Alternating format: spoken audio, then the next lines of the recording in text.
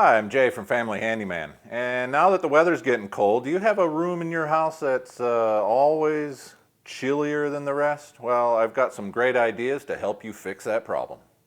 All right, so if this problem is a brand new problem, you might want to have a professional check out your furnace. But if it's always kind of been there, double check your furnace filter to make sure it's clean and new.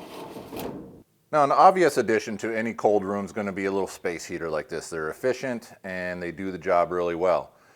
An often overlooked cause of a cold room is a lack of insulation in the attic. Crawl up there, take a look around, see what you've got. You might need to add more.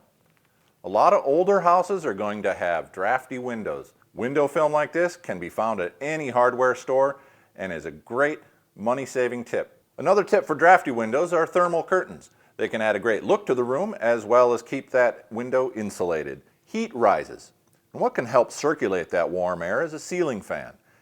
What's better, they're making ceiling fans with heaters built right in, so you get a light, heater, and a fan all in one.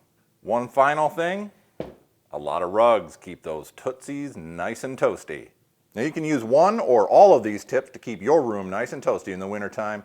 For more tips and household hints, visit familyhandyman.com.